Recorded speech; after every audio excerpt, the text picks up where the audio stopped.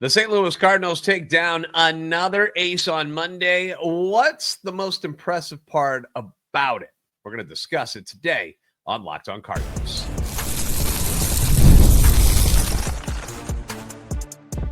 You are Locked On Cardinals, your daily St. Louis Cardinals podcast. Part of the Locked On Podcast Network, your team every day. Hey there, Cardinals fans. I'm JD Hafford, and I'm your host for Locked On Cardinals, part of the Locked On Podcast Network, covering your team every day. You can follow me on X at JD Sports Radio. Podcast available there as well at LO_Cardinals. Of course, we're on YouTube. If you haven't joined us there, come on by. Like, subscribe, comment, hit that notification button so you don't miss any of the new episodes or shorts that we put out there for you. You can find us on Instagram. We're on TikTok at Locked On Cardinals. This is a show serving Cardinal Nation and giving the best fans of baseball all of the info about the birds on the bat. Today's episode brought to you by Monarch Money. Take control of your finances with Monarch Money. Use code LOCKEDONMLB at monarchmoney.com for 50% off your first year. Thomas Govade from RedBirdRants.com in the building to talk some Cardinal baseball. Thomas, how are things in your world? And did you get your taxes done? Because today is the day. Yeah, we owed this year, so I mailed the check out yesterday. That's fine, I guess. But yeah, we're all good to go. Remodeling our kitchen too right now, so things are hectic in the Gavane household, but we're good. Yeah. Well, if you haven't got your taxes done, make sure you guys do that, because today is the day where Uncle Sam's going to come find you. Although me and Thomas apparently paid enough for a lot of you already. So yeah, we footed the bill. Yeah. Let's talk about some happy thoughts. It's a good time to have you in, Thomas, because the fan base, although they're not showing up in droves at Busch Stadium yet, I'm going to continue to blame the weather in the school year, why they're not showing up. But at least from the responses I've been seeing from listeners, the people are enjoying the product that is on the field for the most part this season. Not trying to get carried away. I know they're 8-8, but we've seen some pretty good baseball from these guys so far. And recently they've been taking down some of the best pitchers in all of baseball. I know they lost that series in Pittsburgh, which is still unforgivable considering how that final extra inning game played out. But they were able to beat Paul Skeens, right? That Tuesday night. He's now 0-3 against the Redbirds. They win that one 5-3. Then this weekend at Busch Stadium, you got the Phillies coming to town. The daunting task of trying to beat three legitimate aces, in my opinion, with Aaron Nola, Christopher Sanchez, and Zach Wheeler. Sanchez, one of the more underrated guys in the league, and I certainly think his name's going to start popping up on people's radar more as the season goes on. But, you know, he baffles the Birds on Saturday, but they beat Nola. They beat Wheeler. Friday, they win a pitcher's duel 2-0. Then on Sunday, it's a 7-0 beatdown of Zach Wheeler. Then on Monday night, you got Framber Valdez and the Astros. That's their number one. Takes them out at Busch. They clobber him and win it 8-3. And I know a lot of people are going to give a lot of credit to the offense, as they should.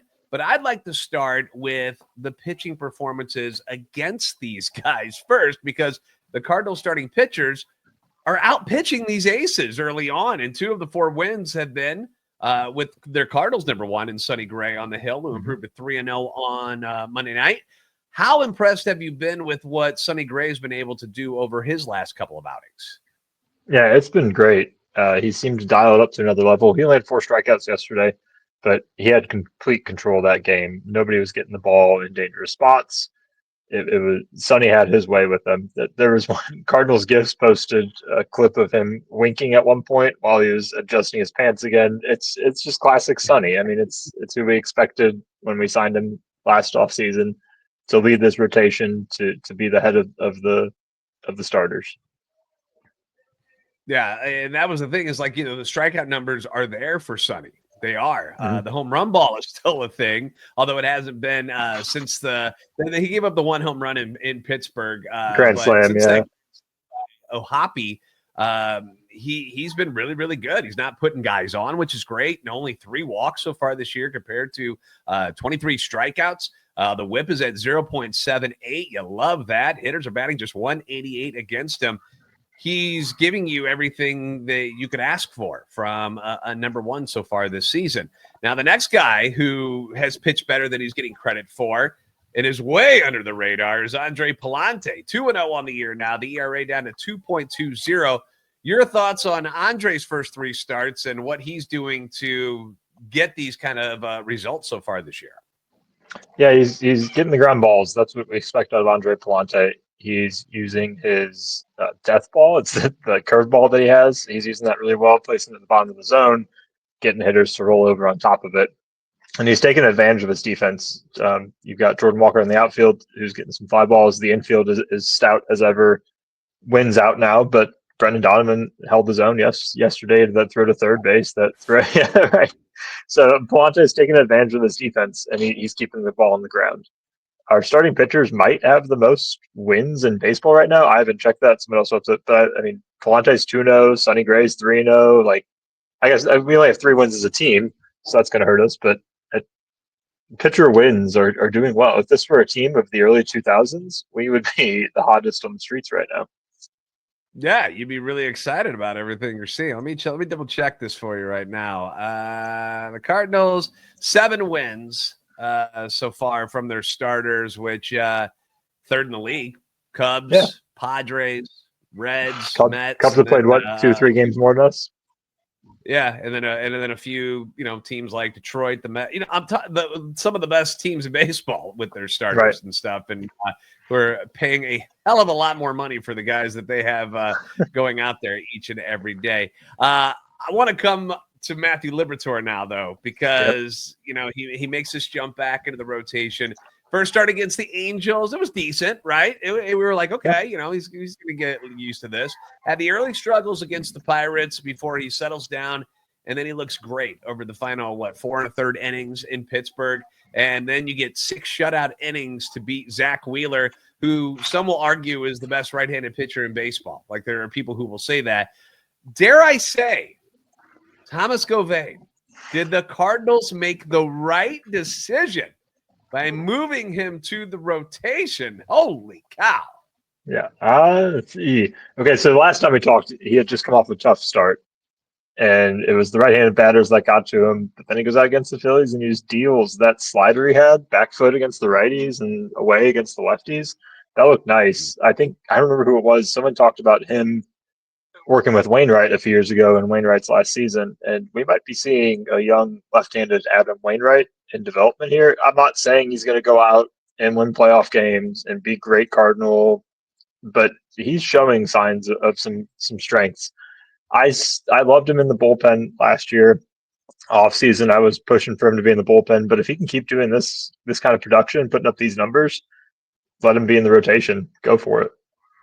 Yeah, and I was right there with you. I mean, it's hard to take somebody who's like a weapon against left-handers in the bullpen and is so good against lefties and has the strikeout stuff, where he can just get you out of an inning with a couple of Ks and then just take that away from you. But so far, in at least, last 10 innings or so, it seems like things are going in the right direction for Matthew Liberatore. So credit to the Cardinals, credit to their staff, credit to Libby for keeping at it. I'd be remiss not not to mention year, how Erick Fedde looked in Pittsburgh.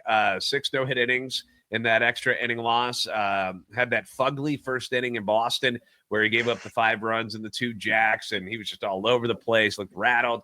He walked 4 in that game. But outside of that, Fedde's been really, really good. If there is a complaint, I guess you would point at the walks. That's been a little bit of an issue because he had a few of those in that game in Pittsburgh that were getting that leadoff hitter on over and over. But your thoughts on what you've seen from Erick Fedde so far? Yeah, just the walks, honestly, is my main complaint with him. He's keeping the ball in the yard pretty well. 2 home runs given up, but, 3 starts, that's not overly terrible. The walks is where he needs to get some improvement. He's never been much of a strikeout guy. His career average is right around 7.5 per 9 innings. So you'd love to see a little bit more strikeouts, fewer walks, but outside of that, he seems to be handling the game pretty well. 6 innings was a strong start. That definitely helped him out. I think that Boston one's going to hold his numbers pretty high for a little bit. I don't expect him to have an outing as bad as that for a while.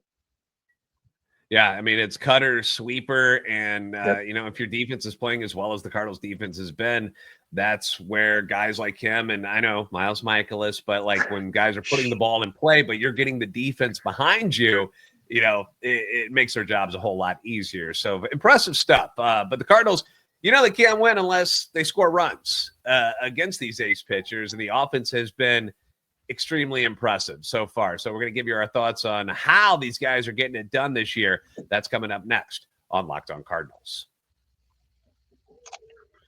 Looking for a snack that's both delicious and nutritious? Then crack into a good source of protein with Wonderful Pistachios. Wonderful Pistachios is one of the highest protein nuts. Each 1 ounce serving has 6 grams of protein, which will give you over 10% of your daily value. Plus, they're packed with fiber and better for you unsaturated fats, which is going to help you stay feeling fuller longer. For those of you who are trying to shed a few pounds here and there, that's always the issue, right? Is like you have something and then you're like, okay, an hour later, I'm hungry again. Well, Wonderful Pistachios will help with that. I prefer the no shells variety, but a lot of people love to crack them open, eat them that way as well. You're always trying to get more protein if you're somebody who's working out, trying to build muscle. So obviously that's a way to get that extra quick protein boost that you need each and every day. If you're going to be snacking, might as well snack the right way, and Wonderful Pistachios is the right way to snack with all 9 essential amino acids. So get snacking and get cracking with the snack that packs a protein punch. Visit wonderfulpistachios.com to learn more.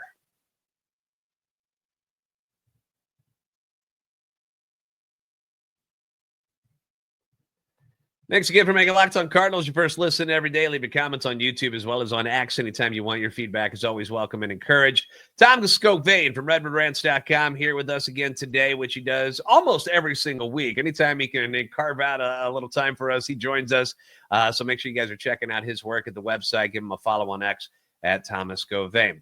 So after Monday's whooping of the Astros, and that's what it was. I know 8-3, you're like, wait a second, it seems a little closer than it. No, if you watch the game, it was a whooping. It was 8-0 until the bottom of the ninth, or top of the ninth. The Cardinals offense currently ranks first in batting average in the league at 287, first in OBP, 353, third in slugging, 447, second in OPS at 844. They are third in runs scored. They're second in hits. They're fourth in doubles. They're tied for seventh in home runs. Middle of the pack in the walks at 16th, but only 133 strikeouts, which puts them in the bottom half of the league of teams that are striking out. Versus lefties, they're batting 289. Remember, that was an issue last year, which is third overall. Versus righties, they're at 286, which, again, is third. Thomas, what's been your favorite part about this offense that has led to this turnaround under new hitting coordinator Brant Brown? What have you liked so much about this? Yeah. There's not a tough at-bat in the lineup. I mean, you start at the top with Nootbaar, and then from there, you run into Wilson Contreras. Hopefully, if he gets back up there, Lucan Baker's seen some spots there too. Jordan Walker has dabbled in it. You go Brendan Donovan, Nolan Arenado, Jordan Walker, Nolan Gorman, Alec Burrows. Like, that's just a long list of hitters. There's no one that's going to be extremely overpowering. It might be Wilson Contreras. Nolan Arenado might get there. Brendan Donovan seems to be a heart of the lineup guy these last 7 to 10 games. But they're all tough at bats. They're seeing a ridiculous amount of pitches as they go through. You've got speed at the bottom as the lineup rotates back up to the top with some on-base guys. It's just a very tough 9 guys to get through for pitchers. Yeah, and that was one thing during last night's game with Framber Valdez. I mean, we're going to go back and point out the Nolan Arenado at bat, which was 10 pitches long, and it was just excruciating. And as a former pitcher, it's so annoying. There are 2 really annoying things. There are guys who continue to foul stuff off, and you're just over and over throwing pitches. And then there's like the blue pits, like the weak contact hits that fall, even though you beat the hitter, then they fall in, and you're like, ugh. And the Cardinals were doing that to Valdez. They're dunking him in certain spots, but also just fighting off pitches, taking those counts to 6, 7, 8 pitches per at bat. And you just saw his pitch count climbing. And that's what they've been doing to a lot of these starters, is that they work them. And then by the time that the 5th inning rolls around, these guys are pushing their 85 to 100 pitch count, and it's time to move on to the bullpen. And when you can do that early on in a series and start wearing out other teams' bullpens early on, nothing but good things for you normally if you're that team. Runners in scoring position was an issue last year. They're hitting 277 so far this year. That's 6th in the league. One spot that's been a major contributor is the catching position, Thomas. The group of Herrera, Pages, and Pozo led the league in hitting, which kind of sounds like a law firm. Herrera, Pages, and Pozo. Call them. But that grouping, for as far as catchers hitting in the league, they lead the league in batting average. They're hitting 343, Thomas, as a group. 343. They're fifth in OBP. They're first in slugging. They're first in OPS. They're first in home runs with 6 and tied for first in RBIs with 22. This has been an incredible thing because, I mean, we thought Ivan Herrera was going to hit. That wasn't something that we ever hit. We talked about it a lot. But to see what Paez is doing so far this year, and then, of course, the story of Pozo and how good he's been since coming up. I mean, what's not to say about this team at the catcher position? It's been amazing. Yeah, and then you look in the pipeline and you've got Jimmy Crooks, you've got Raynel Rodriguez, you've got these are the catching depth is ridiculous for the Cardinals. It's a little bit different than what we had with Yachty. That was more defense first. Now it's offense first. But Pedro Baez is no slouch behind the plate defensively. Pitchers rave about him as a game caller too. The catching pipeline we have both in the majors and the minors right now has got to be tops in the league. I never expected Pedro Baez to go off the way he is. Home run alone, like his average is 289. Joel Pozo as well behind him. It's fun to see the catchers do these types of things for the offense. Yeah, and looking at Paez behind the plate so far, Herrera goes down. So after the Boston series, pitching staff's been pretty darn good. So it's a difference with him behind the plate. And we said in the offseason, if he could add just some offense, like we didn't need him to be doing what he's doing now, which is awesome. Keep it up. Yeah. But if you could just get something from him, you're kind of like, wow, like you really do have a two-headed monster behind the plate right now. And you're watching him defensively, gunning guys at second base, something we don't see a lot from Herrera. So I'm not saying he needs to replace Herrera as the starter when Ivan is healthy, but it's good to have all of this going on at the same time. You mentioned Brendan Donovan leads the NL in hitting at 391 after Monday night, 4 for 4 night on Monday. He's second in all of baseball behind the Rays, Joe Aranda, who has 21 less at bats. So I don't know why he's qualified still, but he is. But he's at 395. Donovan extended his hitting streak to 10 games. That's the MLB's longest active streak, 3 singles and a 5th inning RBI double. During the streak, he's 20 for 39. He's batting .513 with 6 extra base hits during this streak. He's been incredible. Nolan Arenado looks so much more comfortable at the plate. You saw him last night, another big night, going 3 for 4 with the home run. He had 2 doubles. He's now second in batting average among all third basemen. He's 1 point behind Manny Machado right now. Got to be happy for what they're getting out of Nolan and happy for Nolan, who looks like he's having a good time with this team, doesn't he? Yeah, he does. It's a different energy. Katie Wu talked about Nolan Arenado recently in one of her podcast episodes, and she said he's always practicing his swing. It could be the hotel lobby. It could be 2:30 a.m. He's texting people. I saw him yesterday on the bench. They cut over to Herrera using the massage gun on his arm and his leg, and Arenado's next to him practicing his swing on the top step. Like, who does that besides him? He's a total gamer. We all knew, or we had a feeling that this year would be different for him than the last 2 years, and he's proving that, especially right now. His defense is still tops. I mean, that throw he had across the diamond to Willie the other night, yeah, it's nobody. Trey Turner, like, who throws out Trey Turner falling into foul territory from third base? Nobody, yeah. Nobody. Yeah, no one Arenado does, yeah. Very impressive, and it's. I was trying to make a joke with somebody yesterday about it. I was like, was last night's game against Houston like a Nolan Arenado revenge game in a way? He was almost an Astro. Does it really count? I'm not sure, but we'll continue to take all the production we can get. I know it seems like it's been all sunshine and rainbows in today's podcast, but we do have some other things we got to talk about. The minor league system has been ravaged by injuries. I know a lot of us have been so consumed with what's going on at the major league level that the minor leagues are underway, and we've got some injuries, some big ones to talk about, including both of the top pitching prospects in the Cardinals system going down. We're going to get you the latest news on that coming up next on Locked On Cardinals. Ever check your bank account and wonder, where did all my money go? Well, I have an answer for mine right now because what Uncle Sam just did to me. But between dining out, online shopping, entertainment. I went and saw Frank Caliendo the other night. So, you go out and maybe you start to lose track of where all the money is going. And that's where Monarch Money comes in to help you. They're your personal CFO, giving you full visibility and control over your finances. Now, Monarch Money isn't just a budgeting app. it's a complete financial command center. You can track all your accounts, your investments, and your spending, and you get to do it all in one place so you can stop just managing your money and actually start building wealth. It's convenient to get things delivered to your house, whether it's groceries or food, whatever it may be.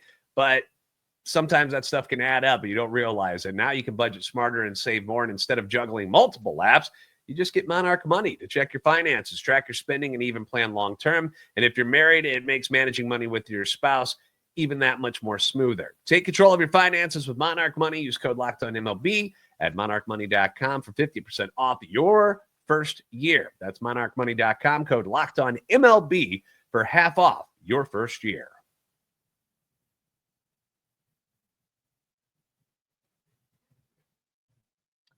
Thank you again for making Locked On Cardinals your first listen today. For your second listen, check out Locked On Fantasy Baseball. The podcast is going to help you with the ins and outs of your fantasy league. Dominic and Matthew, they got you covered with all the stats, the waivers, the guys you should be starting, who you should be dropping. It's all there for you. Find Locked On Fantasy Baseball on YouTube or wherever you listen to your podcast. Thomas Gilvain from RedbirdRants.com is here. And Thomas, the injury bug,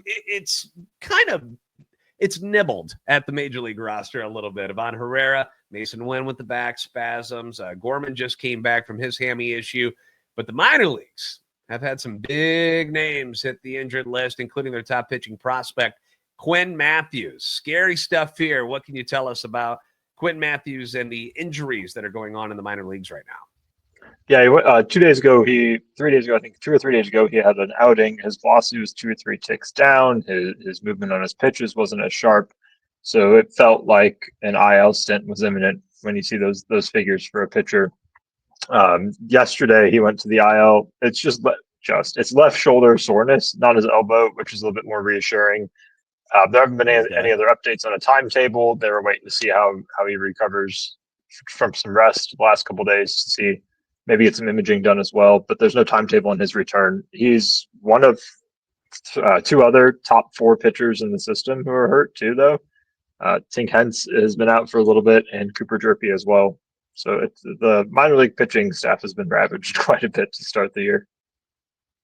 Which is frightening because these are the guys that are supposed to come up in case something were to happen to any of the guys on the Major League roster. You know, if something were to happen to, I don't know, somebody as fragile as a Steven Matz, or, you know, if anything were to happen to one of these veteran guys, you know, most of them are not getting any younger. So that's kind of a big deal. The Quinn Mathews one, as soon as, because you actually text me and I was like, oh no, because that scared the ever living out of me. Because that's the one guy that I do not want to see go through any sort of elbow issues. And you watch it. The same thing with like Jerpy. You know, you see both lefties, but both of them kind of unorthodox kind of wind ups, and the way they throw the ball, it's not a normal, smooth, relaxed looking type of delivery. There's a lot going on there. There's a lot of movement, and you always get a little bit nervous about seeing guys like that, as dominating as they can be, because they both kind of remind me in ways, especially Jerpy, of like a Chris Sale, where it's just kind of herky jerky and everything, and then you worry that some injuries are going to happen, and you've seen Sale struggle with those throughout his career. So hopefully they're back sooner rather than later. But it hasn't been just pitching. We've had some position players go down too, right? I haven't been paying attention to the position players, just the pitchers. But who are the minor league hitters that are going down? I thought you sent me a couple of. I've got Mathews, Hence, Jerpy, Chen Wei Lin, and Brian Holiday. Those the 5 pitchers. Holiday was a draft pick last year. Lin's been around for a little bit. The top 3 are top pitching prospects. The 4th top pitching prospect who's left to be healthy is Tekoa Roby. And if anybody knows anything about Tekoa Roby, it's that he'll probably get hurt at some point.